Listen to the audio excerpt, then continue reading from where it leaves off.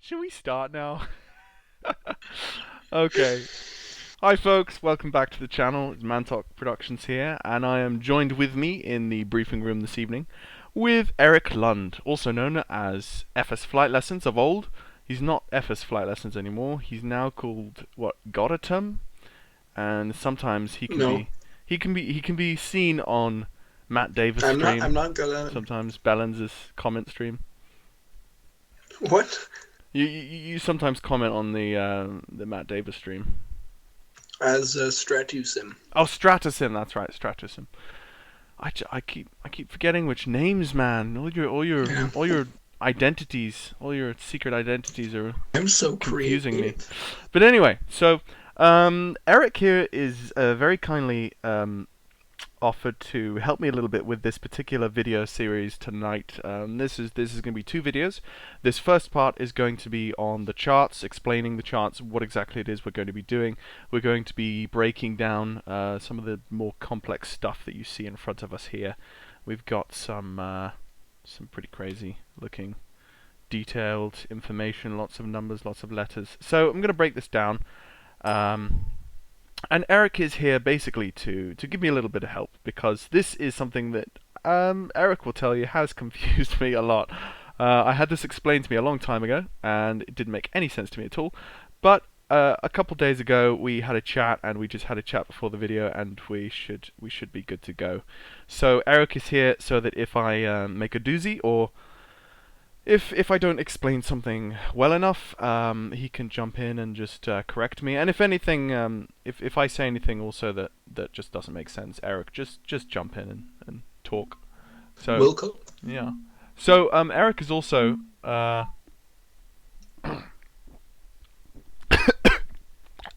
my goodness, I didn't just Did you choke on a cookie? I just choked. What's that? All right. So Eric is a real world pilot, and he's training to be to go into the airlines. So that's cool because he knows all of this stuff officially in real life. He's training all this stuff. So anyway, let's begin. Without much further ado, this is Jersey. This is the Jersey chart that you see before you.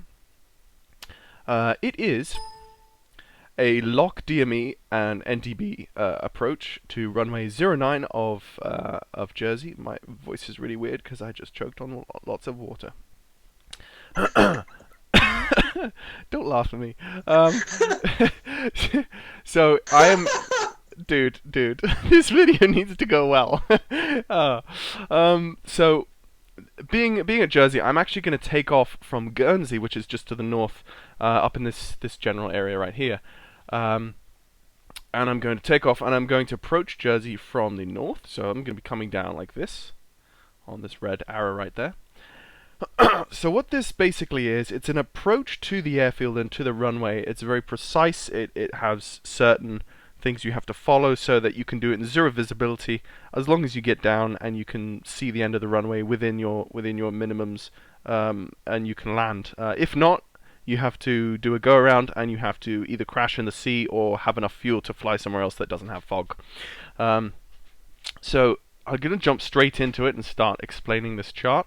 Up at the top left-hand corner, we'll start there. We've got an Msa dial here. It's basically a dial which shows you what altitude you should be at, depending on where you're coming from. So if you're approaching the airfield from the northwest, let's say, you have to be no lower than 1,900 feet. If you approach from the northeast, no lower than 1,900 feet, and again, same for the other two quadrants there. Some charts, they have different altitudes for different approaches, so you just always have to be mindful of that. Just give that a quick look over, so that if you're coming from any particular area, say you're flying in from the south or whatever, you just give a quick look at that and you can see what is your minimum altitude that you should be approaching the zone. And MSA, Eric, again, what does MSA stand for again? Stands for minimum sector altitude. And when you see this quadrant, also, it's not based on the runway or the airport itself. It's actually Ah, based from the Juliet Whiskey locator, or NDB. It says Ah. below the circle with the quadrants, it says MSA, 25 nautical miles. So within a 25 nautical mile radius of the NDB, in parentheses L for locator, which is it's kind of a short range NDB. Mm. And that NDB is the Juliet Whiskey NDB, which you see on the chart. Right, which is just here. Lovely. That's why we have Eric Lund on the channel tonight, ladies and gentlemen, because he knows what he's talking about. And I No. don't. Anyway, so that's cool. So that's basically how you should approach the airfield. Next up on the chart, we have our ATC frequencies. We have we've got approach, tower, and ATIS. So the first one you should be using as you're approaching the airfield, of course, is your approach frequency, which is 120.300. And then you would switch over to the tower, which is 119.450. Or there's a secondary tower frequency, 121.90. I'm not quite sure what that's for. Oh, actually, you've got Jersey ground to the right-hand side there. That might actually be what that is. Not sure. But then you've got your ATIS 134.675, which you should listen to before you approach roughly Jersey in the 10 nautical miles. Which we'll do in part 2, of course. Whenever we get in, we'll have a look at an ATIS or a METAR report, and we'll know the stuff from that. Next, we've got AD elevation and THR elevation. Those two, let me see, AD, what could AD stand for again? Aerodrome. Aerodrome elevation. And then THR is the Threshold. threshold elevation. I was wondering who was the first one that was going to remember that.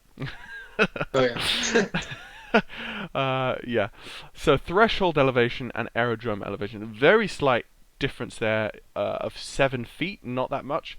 Obstacle elevation, 812 above, 542 above threshold. Let me see, AMSL. That would be... Where's AMSL? Above mean sea level. Above mean sea level. Okay.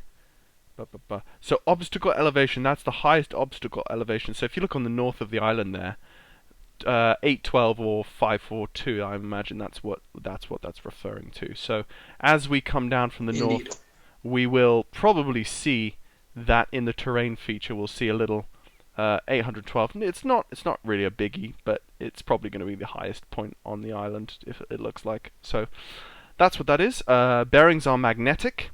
Nice big text right there. And also our transition altitude is 5,000 feet. That's if we were coming down, if we were doing, say, a longer VFR or IFR flight into Jersey, and if we flew higher than 5,000. If we were flying IFR, of course, we'd go into flight level. We go flight level. What would that be? Flight level 051. That's where that would. No, it would start at flight level 060. Are you getting confused now? No, I'm not confused. I'm not confused Okay, at all. we have something called you have 3 things: a transition altitude, transition level, and then in between those you have what's called the transition layer. What he said. Yeah. So actually, the flight levels they have nothing to do with IFR. Actually, it's what that is when you set the QNH, right? You're calibrating your instrument to the local atmospheric pressure to correct it for mean sea level, or for the different pressures, right? Right. So above a certain altitude, so you don't have to. So I mean, you don't want a bunch of people flying around internationally with different a different QNH levels. set, because people are gonna, maybe one guy thinks he's at 25,000 feet and another guy thinks he's at 26,000 feet, but they're actually at the same altitude because they have a different QNH set, right? Yeah. So above a certain altitude, you want everyone to have the same number in the subscale on the altimeter. Yeah. So that's what you do when you pass. So when you're climbing, when you're still on altitude, when you pass the transition altitude, that's when you switch to the flight level. So then you set 1013.25 on the subscale. Yes. And then when you're descending from flight level to QNH, you Mm-hmm. switch it back to QNH when you're passing the transition level. Yeah, and that's where you'd want And your then the ATIS to find out what the local QNH would be. yeah, before Yep. you passing that. Yep. So also the distance between transition altitude and transition level, that's called a transition layer. Mm. And generally, how much space is that? I think the UK has a special amount of distance there. I'm not sure, but in Norway it's typically 1,000 to 1,500 feet, I think. Cool. That's we don't really need to know that as much because we're coming in quite low. We'll probably be coming in at about 2,000, maybe 2,100 feet from Guernsey. But that's good to know. Thank you for explaining that. Um, so, Well, you need to start the approach at 3,000. oh, that's correct actually, because down here on the chart, that's just true. But that's just the minimum altitude. Okay, so we should start at least 3,000. Yeah, 3,000. Let's say 3,000. Okay, so in part two, I'll come in at 3,000. Well, it wouldn't be that important, but if you're going to fly it as published, then you're going to want to be at 3,000 feet. Okay, okay. So you've got the massive great chart in the middle here, which we'll get to in a second. Then as we go down, we have some ranges. DME 3, 2, and 1 from, that's localizer distances from the end of the runway. And these are the altitudes as we come down that we should be at. I'll explain that in a minute. We've got a cross-sectional chart here of our descent and what altitudes we should be at what points, which is very important because the top chart you can only see a bird's eye view or a top-down view. You can't actually, it doesn't tell you any altitude information of as you descend on those blue lines. So that's very important for us there. As we go further down, we've got aircraft category, this massive great box here. Looks a little confusing, but the only part of this information that we're interested in is category A, because the Piper Cherokee is a small aircraft and therefore it is a category A. Eric, you were telling me earlier about the other aircraft that make up B, C, and D. You were saying maybe the smaller Dash 8s, or sorry, the Dash Q4 300 and 200 maybe would be category Bs, would you say? And then the Dash 8 would be C, and then like all the airliners would be D? I'm actually going to have to Google this. Mm-hmm. Because there's a bunch of different things that you have to be within. So, Okay. a Category A aircraft, your maximum speed for circling 100 knots, maximum speed for, I mean, okay, so let's just say this. For typical aircraft in this category, Mm-hmm. aircraft for Category A, small single engine. Mm-hmm. Category B, small multi-engine. Category C, airline jet. Oh, okay. Category D, large jet or military jet. Okay. Category A, special Category E, special Okay. military. That's typical, but it's not Okay. always that. So that's generally what this aircraft category thing means. And of course, you've got a subcategory which says with DME and no DME. We will be flying with DME, so the number that we are particularly interested in is this one right here, 590, and in parentheses 320.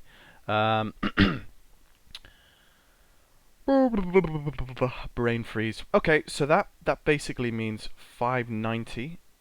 I completely forgot what that's supposed to be for. So much information. What is that supposed to be for, Eric?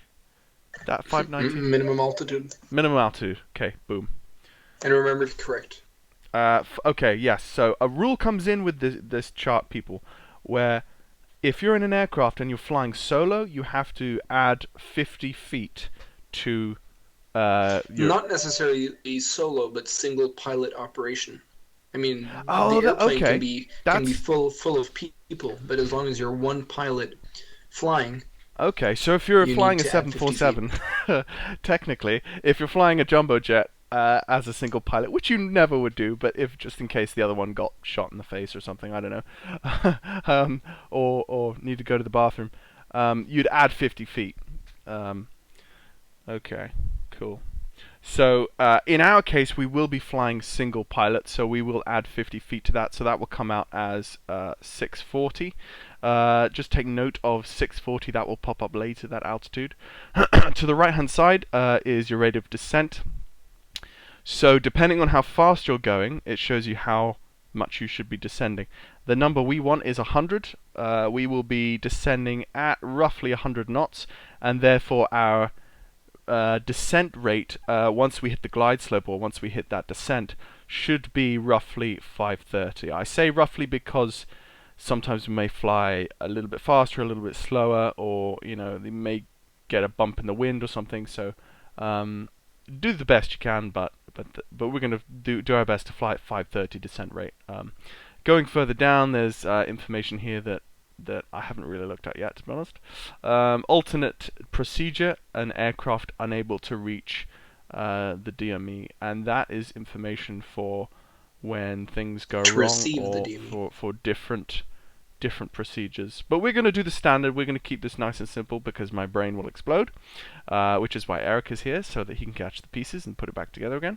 We're not going to bother with that right now. So going up to the main chart, to keep time as efficient as possible, let's now explain this main chart here, the overview we have. So from Guernsey, I will be approaching from north. I'll be flying probably degrees of 180 at 3,000 feet. So let me just write that down there. So we'll be approaching. The first thing we do is all of this information right here, all of this the teardrops that you see there, and the approach and the localizer, all that is based off this little guy in the center here, which is the NDB. And let me just swap over to Plan G very quickly so that you can see what Jersey looks like in Plan G. You can see there's the airport, and you can see right there is our NDB of Jersey of 329 kilohertz, and that is what we're going to be basing a lot of our information, our ranges and so forth. Or not ranges, but headings. That's what we're going to be doing. And then you've got the Jersey VOR over on the east-hand side of the island, but that's not actually going to be used for any of the navigation of the approach. We can use it for as a reference of where we are. Say if we fly into a fog bank and we need something that has a radial, yay! We can whack that in and use that, but that's not going to be used specifically for the approach. So let's go back to the chart. So the first thing we want to do is we want to come down and overfly our NDB. Let me just erase all of that. So there is a rule where whenever we intersect or whenever we approach and overfly our reference point, we need to be within 30 degrees, or our current heading needs to be within 30 degrees of our outbound leg for us to turn onto it. And unfortunately, if you have a look, we will be flying down, let me just bring the arrow further down, we'll be flying down at 180 degrees. And at 180 degrees, if you have a look, this is where the category aircraft come in. If you see, we have Cat A and B, and we also have Cat C and D. And you've got these two solid blue lines. This outer line is for category C and D aircraft, which are generally bigger, as Eric explained, so it's going to need a wider sweep. That's what that's for.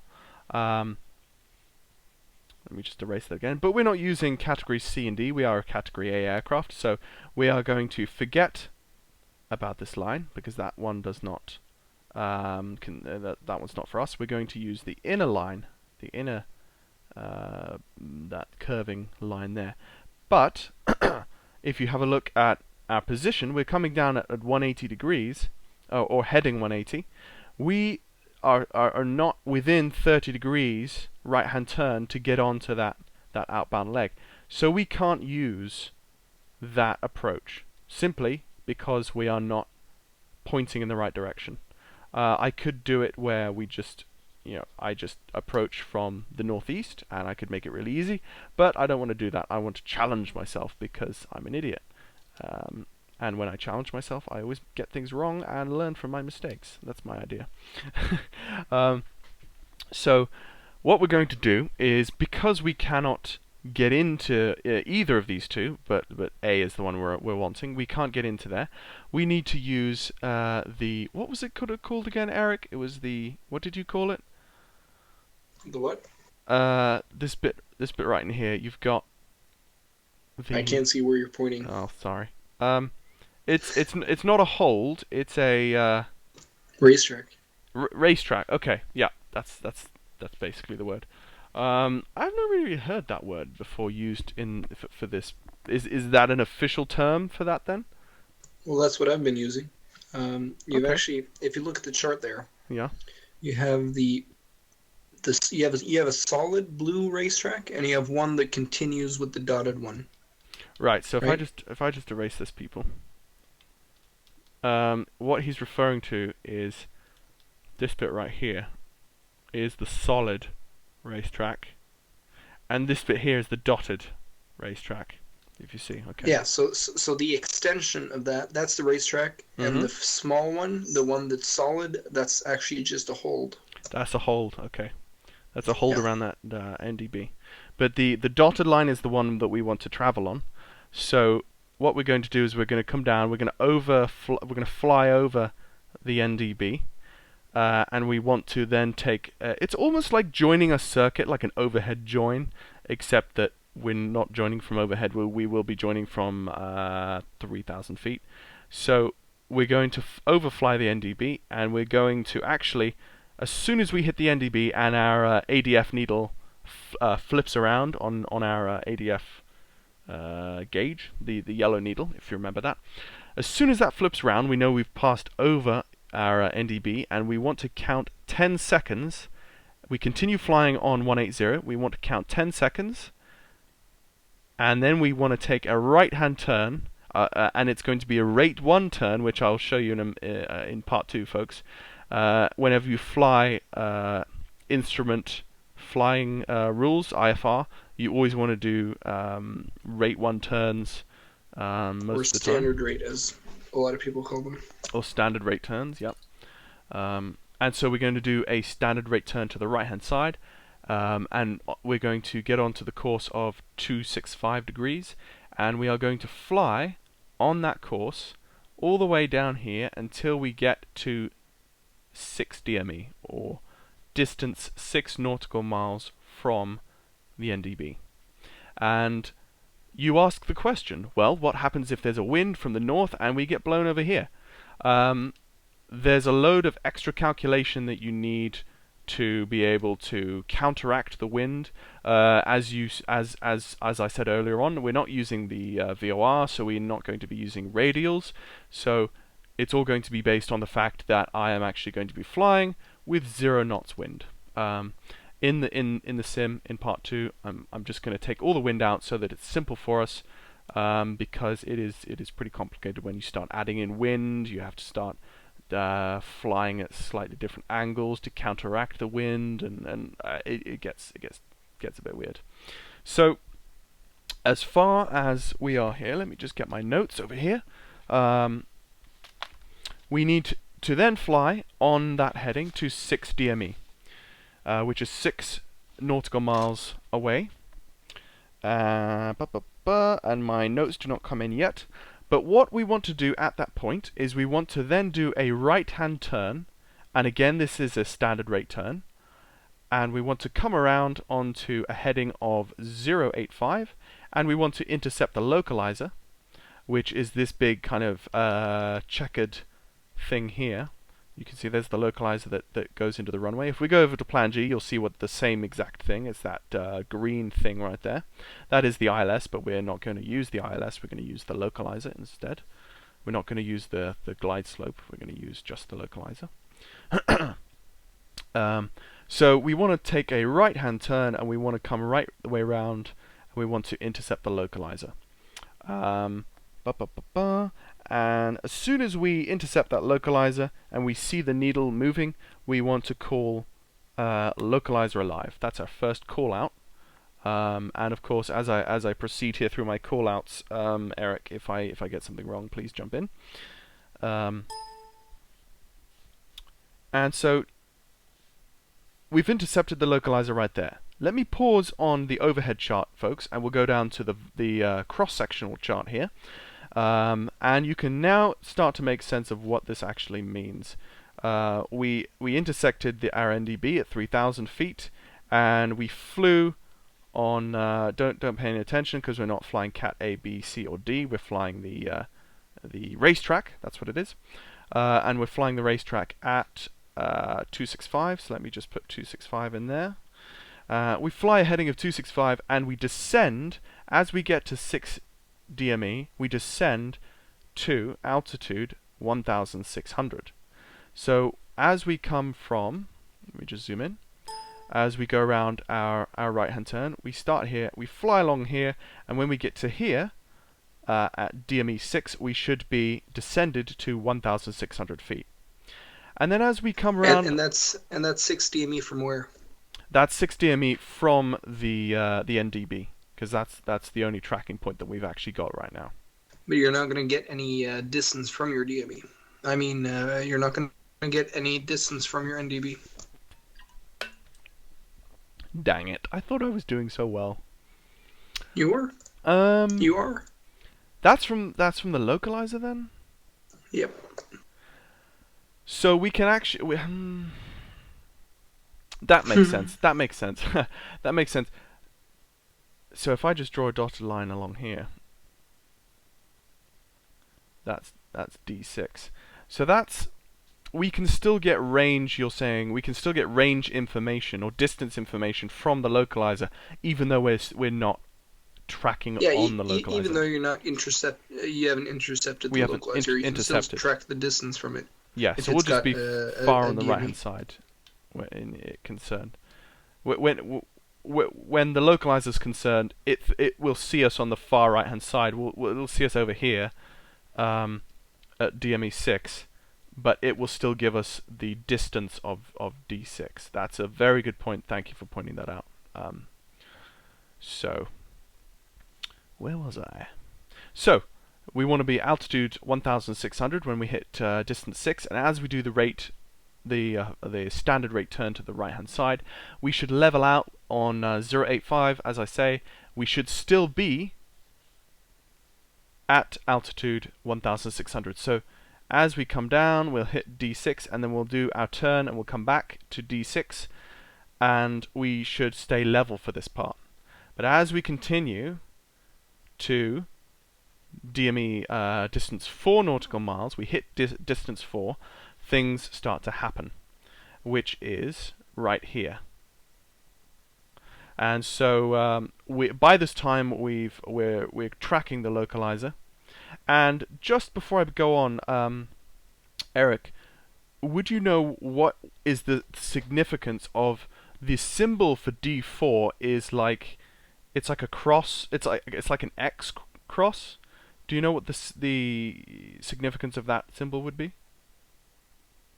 One second. Okay. Sorry. Oh, that's fine. Oh, I have an idea what it might be. You want to try? It has that icon. Just pretend like you're saying it like you know it, and then if it's wrong, I'll correct you. But then if it's right, then okay, right. You sound very intelligent. That's a very good idea. Thank you for that. So the reason that this symbol is a special symbol, you don't see it anywhere else, is because it is the point where you intersect your descent or your glide slope, if you like. That is the point where you begin descending, so that's an important point. No. No? Oh dear. Okay. It was a shot though. I felt like it was a good shot. Yeah. Seems logic. What that sign is, the cross, it is. Oh, one second. You'll just have to edit that away. No worries. Okay. Well, Well, the cross, what that is it stands for the final. What it is the final approach fix, or often you'll see it referred to as FAF, FAF, for Okay. final approach fix. Okay. And what that means is that you are not at that point, and in this example, that's at 4 DME, right? Mm-hmm. At that point, you the forecasted meteorological reports have to be at or higher than your minimas.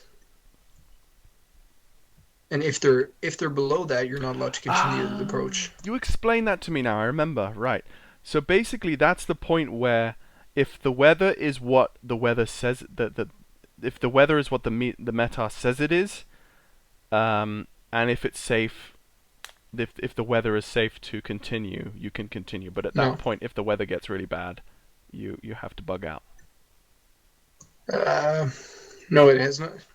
Uh, Or I might just have misunderstood what you meant, but technically is, well, you have minimas, right? And yeah. and your or minimums, and that's both runway visual range and or visibility and vertical visibility. So runway visual range, horizontal and vertical visibility mostly, right? Yeah. And if the METAR or if what the guy in the tower tells you, Mm-hmm. so if the meteorological reports or observations are lower than what you need to land, Mm-hmm. I see. then Okay. then you're not allowed to continue. But if Okay. they're better than that, then you can continue. Okay. Yeah, that's kind of what I was saying. Yeah. Okay, yeah. In a way. Yeah. You just were more exact than I was. Okay. So, folks, we have in our merry little journey, we have reached DME 4 nautical miles from touchdown, or yes, from touchdown, because we're tracking the localizer. But this is where things start to happen. Just before we hit 4 DME, we need to do something with our aircraft. We need to set our aircraft in a configuration where it's ready to glide glide down on the descent path. So we need to set our flaps before we hit DME 4, because as soon as we hit DME 4, we need to be descending. So we need to set our aircraft up beforehand. So what we do is just before DME 4, which is we're going to say is DME 4.2, we need to do a few things. We need to set our flaps, and we need to start our descent at that point. That DME 4.2 is very close to DME 4, so we're just going to use 4.2 as our descent point so that we start descending just a little bit early. Basically, it just gives us a tiny margin where we can, if we're slightly late, then we're okay.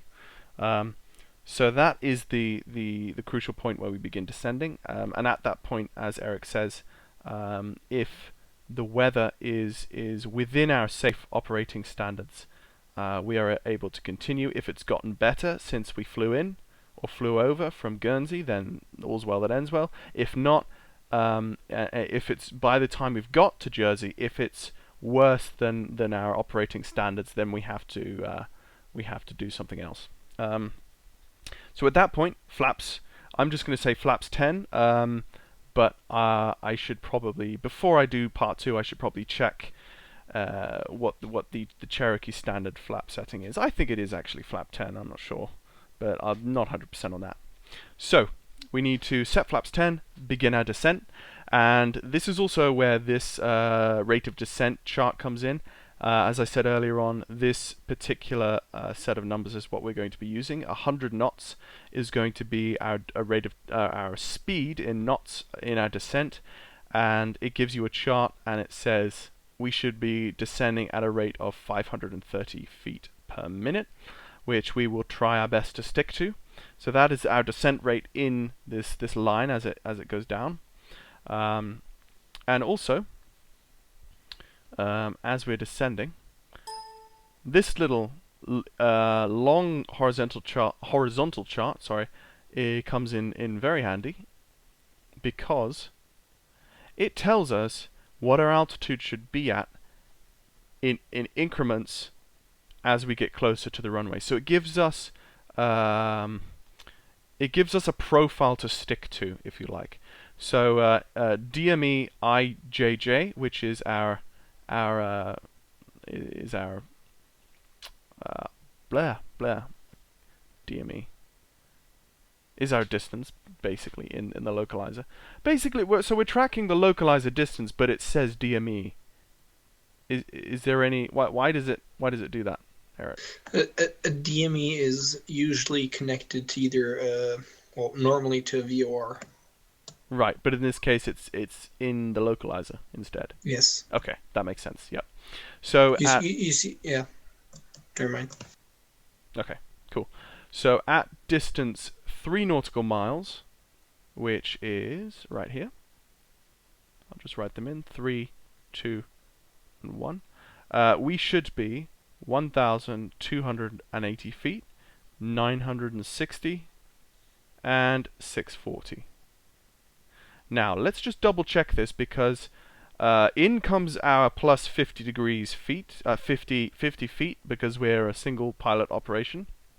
By the way, Eric, whenever we add our 50 feet, when do we begin adding in that 50 feet? As soon as we hit the 3,000 at the very beginning of the approach? Or only in the glide slope? Say what? What 50 feet? So the extra 50 feet that we need to set ourselves because we're solo pilot operation, when do we actually add that in? Is that only for minimums? Yeah, it's only for your decision altitude. For the decision altitude. Okay. Right. Yeah. So we can fly 3,000, we can fly 1,600, and then as soon as we get in, as we begin descending, our decision altitude is going to be 640, which is DME 1 nautical mile away from the airfield. So, not to get ahead of myself, we've begun descending. We hit DME 3, and at DME 3 we have a specific call out that we need to call out in the cockpit.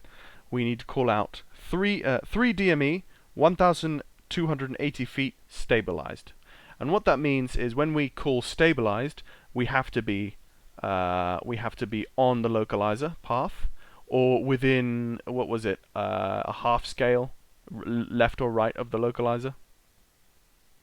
Eric? Yeah, you have to be within half scale of the localizer. Okay. And let me You have to be on profile, and you have to be plus minus 10 knots of your desired speed. Okay. Right. So, if you are looking at this really amazing sketch that I'm doing, guys, if you get in a big jet, if you get your PFD, your primary flight display, whenever you're tracking the localizer, you've got a little dash down here, if you remember, that tells you you're on the localizer, and then you've got another dash over here that tells you that you're on your glide path. Whenever we're talking about half scale, we just mentioned, that means this is the middle, which means you're on track. This is the far left, this is the far right of the localizer. As you come in, half scale to the left is here, half scale to the right is there. So if you are within this margin of the localizer, you are within you're still stabilized, you're still okay. But it is suggested that you do the best you can to stick straight on the localizer. But that just gives you a small error, a small margin of playroom to be able to still work the aircraft. Maybe there's wind buffeting you, and that's basically what that's for. So before I completely confuse myself and forget exactly what I'm doing, let's continue. So at 3 DME, as I say, you call 3 DME 1,280 feet stabilized. Then we get to 2 DME, and we call 960 feet on profile. So it's basically the same thing. We're continuing down, and we want to affirm that we are still on profile for the approach. Let me see. Shouldn't forget anything. And at here, what we want to do is at 740 feet, let's just say it's right about there, that is 100 feet above our minimums. Now I'm getting confused with minimums and decision altitude. Well, your decision altitude is a minima. Okay. Yeah. When you sit in an airliner, Yeah. right? Like let's say, or even a Cessna with G1000 avionic, you set your decision altitude. So here it's 590 plus 50 feet, so 640. Mm-hmm. You set that, and then when you pass it, it says minimums, right? Right. Right. So it's kind of the same thing. But then you also have minimas regarding runway visual range, you have vertical visibility, you have all these different things. But anyways, that's your Okay. minimum. Right. So we reach 740 feet, and at 740 feet, we want to say approaching minimums because we're within 100 feet of the minimums, but we want to say approaching. So we give that call out. And as we get to minimums, as we get to 640 feet, maybe 10 feet above, say 650 feet, we want to basically we want to make sure that the visibility is good enough that we can see the runway. If we can't see the runway by minimums, we have to do a go around, and we have to do a go around without going under 640 feet. That is a compulsory. So that is why we're setting ourselves up beforehand. We're giving ourselves 100 feet above, so that by the time we get down to 640, we've already basically in our minds made the decision whether it's a no-go or whether it's a go. So basically, by the time we get 650 feet, we want to call minimums, and then we want to, let's say that the visibility is good enough for us to continue, and the weather is good enough for us to continue. We call minimums just about 10 above, and then we say contact going visual at minimum. So we've just penetrated minimums. We say minimums, contact going visual. If we were to say if let's say the weather was bad, and we wanted to do a go around, or we wanted to completely abort the landing, what we would say is negative contact going around. So contact or negative contact. But in this particular case, in part 2, we're going to fly in good weather to make it easier for us, and we're going to at that point call minimums, contact, going visual. Okay, so that's that. And then from that point onwards, it's very simple. From that point onwards, what we do is we do a visual approach, but we use the Pappy Lights. And the Pappy Lights, basically, if I just draw you a quick diagram, there's the runway as you see it coming, as you're coming towards it. The Pappy Lights are 4 little lights that stick up on the left-hand side of the runway, like this, and they shine yellow and red. And basically, you want these 2 yellow and these 2 red, because that means you're on the glide slope. If only this one's yellow, that means you're too low, and if all 3 of these here are yellow, that means you're too high, and if they're all red, that means you're too low, and if they're all yellow, that means you're too high. That I probably made that really confusing, but Pretty much, you just want as many. You want 2 whites and 2 reds, then you're on profile. If yeah. you have more reds than you have whites, then you have you're too low. If you have more whites than you have red, then you're too high. Yeah, it makes sense when you're actually flying towards them. But yeah, I'll show you that in part 2. But basically, at that point, you do your visual landing, and all is well with the world. The birds are tweeting, the bees are buzzing. The controllers in the tower are loving your beautiful approach, and yeah, so that's cool. Anything? Oh yes, the one thing I just wanted to go over quickly is ATC. We've talked about the callouts, the various callouts that we need as we're doing that glide, but that's within the cockpit. But I haven't talked about specific things that we talk to the controllers about. So, Eric, just if you do know, is there any particular calls that we say to ATC, or calls that ATC say to us as we're doing this approach? Now, in fear that some controller is yelling at me, but at least the way I've been, or at least the way I remember it, it's a typical way is if you're doing it as published, you would say, let's say your call sign is Golf, or that's the one in the UK, right? Golf. Yeah. Yeah, Golf Alpha Bravo Charlie Delta. Let's just say that, right? Or Yeah. Golf Charlie Delta. Yeah. Let's say you're approaching and you say, I don't know, Jersey Radar Golf Charlie Delta. Well, I don't know, flight level 250 or something. Let's just say that, and then you get Yeah. closer. Things happen as normally, and then they say, okay, Golf Charlie Delta. Clear the localizer DME NDB approach runway 09er as published. So that just means just do it exactly as it says on the chart, right? Yeah. Yeah. And then you say, so maybe they say, okay, Golf Charlie Delta cleared localizer DME NDB approach runway 09er report to outbound.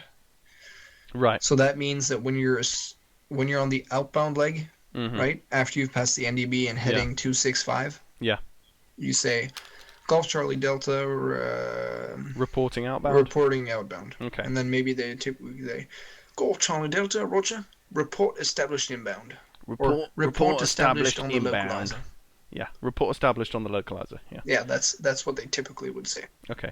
And then you say, Golf Charlie Delta will report established on the localizer. Okay. So it's a bit like a circuit in the sense of they say report downwind and report on final, or yeah, and then maybe after that they say maybe Golf Charlie Delta continue approach, or they might say Golf Charlie Delta surface wind 150 knots, runway 09 clear to land. I say clear to land. Good job. Clear to land. Yes. Okay. Matey.